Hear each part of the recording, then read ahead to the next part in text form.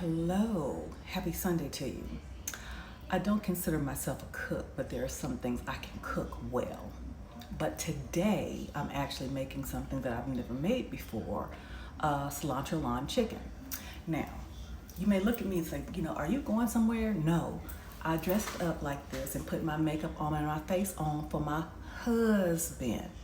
It's funny because I was getting ready. He said, you going somewhere? I'm like, nope. I said, I'm going to look good for you. I can look good for everybody else, so I'm going to look good for you.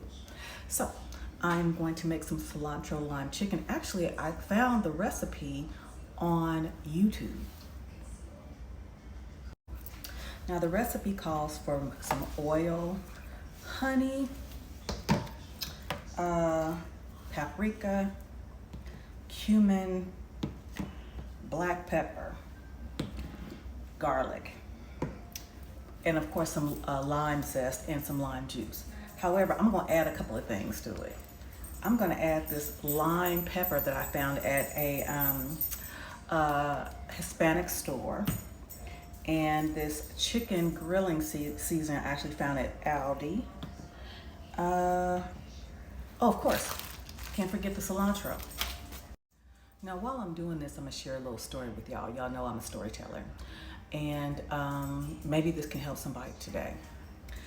As I've shared with you, I have been diagnosed with major depressive disorder and anxiety, and I was actually diagnosed in 2007. I'm coming to you on this Sunday because I was thinking about the blessings of God and Jesus Christ, and believe how Jesus Christ, God, saved my life, saved me from taking it. When I was a teenager, long before I was diagnosed, I used to write poetry. And I remember writing one of my poems, I feel like the forces of good and evil are battling for my soul. I was a teenager, didn't know what I was writing.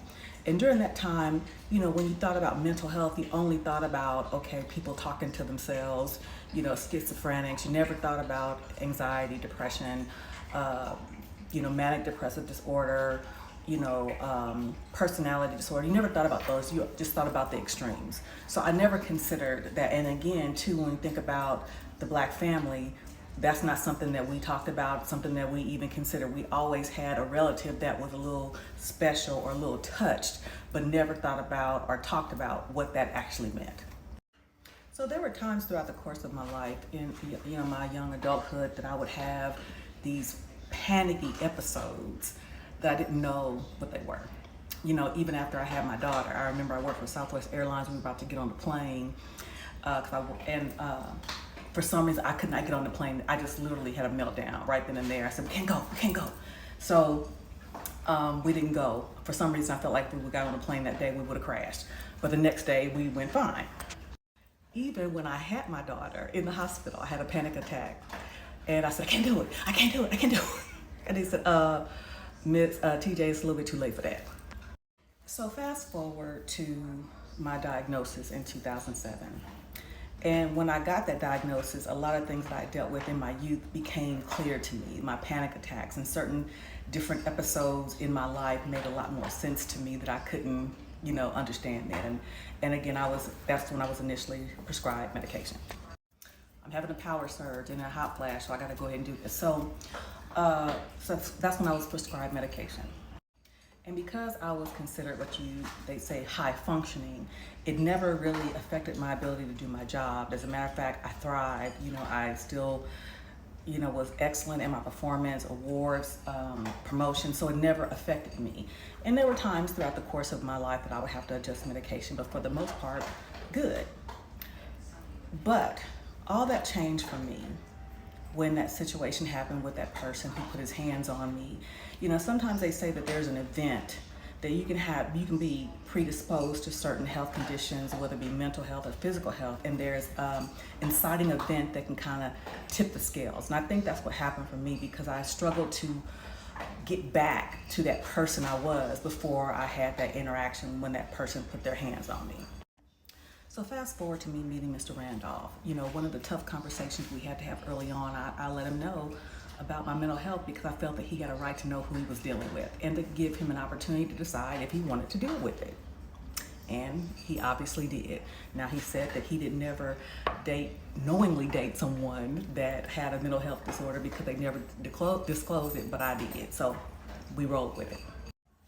So fast forward to May 2021. It was a Sunday. I think it may have been Sunday the 8th. I can't remember. But my granddaughter was born in April the previous month. And, we were still battling with COVID and not, knowing how that would play. And of course, going to the hospitals and stuff like that. So, but all intents and purposes, everything was good. Husband loves me. I love him. We had a nice home. Family's healthy. Everybody was good. And we worshiped that Sunday morning. We worshiped from home. So, for some reason, everything started out great, but some reason after church, I had this cloud that came over me. I could not shake it.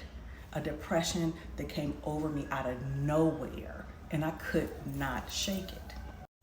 So I say to my husband, I'm getting ready to go for a walk. And my dog usually knows when I'm getting ready to go for a walk. He means that he's gonna go for a walk. And I said, no, buddy, I'm going for a walk by myself. And I told my husband I wasn't gonna take the key with me.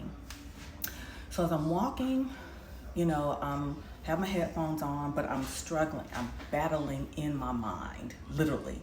Again, feeling like good and evil, like I talked about in the poem. Can't shake it. I'm battling, so I get to the main street. And at that moment, I'm contemplating whether to walk out in traffic. Yes, I'm contemplating whether to actually walk out in traffic.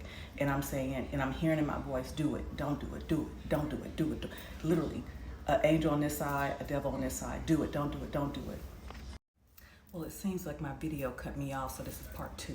But here is, you see it's all marinated. I'm allowed to marinate for a couple of hours. The cilantro lime chicken, I'm allowed to marinate for a couple of hours before I cook it tonight. But as I was saying, again, like an angel on one shoulder, devil on the other shoulder telling me to do it, don't do it, walk out, don't walk out. And literally, as I'm about to walk out, Fred Hammond's song, Lord, I Need You, Please Don't Pass Me By, comes on at that very moment. And it's like it snapped me out of a trance that I was in. And I came to myself, and as I'm listening to the song, I'm just crying, and thanking God and thanking Jesus for not allowing me to walk into traffic. So literally at that moment. And I go home and I'm sobbing, and I'm gonna tell my husband what I thought about doing and what happened. And he said to me, and I said to him, I said, I don't know if my mental health someday my challenge with my mental health is going to be too much for you one day because it's too much for me. And he says that I'm not going anywhere. And he just held me tighter. And it was at that moment that I had to make some decisions about what I was going to do. And what I did, I contacted my supervisor the next day, told him what had happened. And at that moment I took leave and didn't go back to work. I took leave, started my process for healing, therapy, medication adjustment, and began the process for retirement.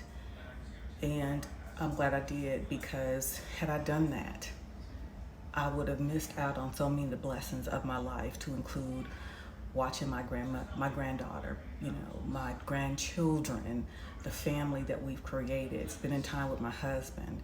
And I will tell you though, it is so important, and I'm sharing with you because if someone is dealing with that, you're not alone.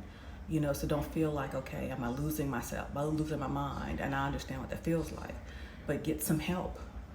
One thing I will say though, I never allowed my mental health or being a single mother to prevent me from doing what I needed to do for my career, for my life.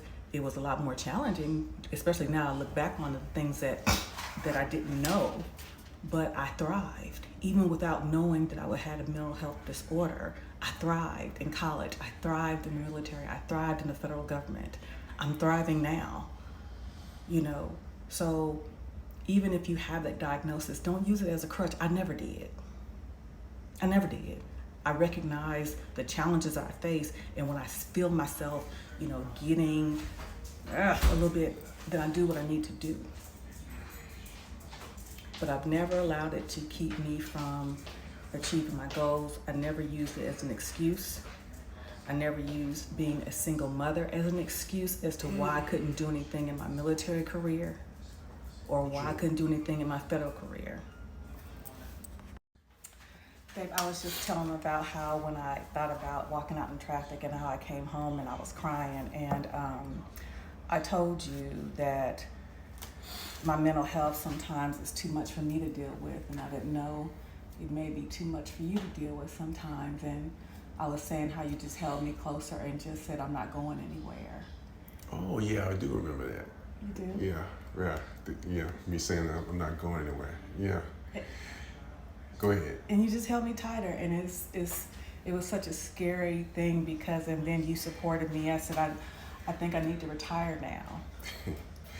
Well, yeah, and I meant that because when your loved one is in some kind of distress or any kind of trouble, that's when a husband in particular draws her in closer or get closer, because we're supposed to be the strength, and that I am. So. Thank you, baby. All right. So again, I've shared that to say, again, for those, I don't understand how people couldn't believe in Jesus Christ, you know, because I'm gonna tell you, it was nothing but Jesus Christ and God that put that song in my ear at that very moment to keep me from doing what I was thinking about doing. So I'm grateful, and I'm sharing this with someone that it may help you as well. No need to be ashamed. It is a disability, but focus on the ability you can do with your disability. Y'all have a good one.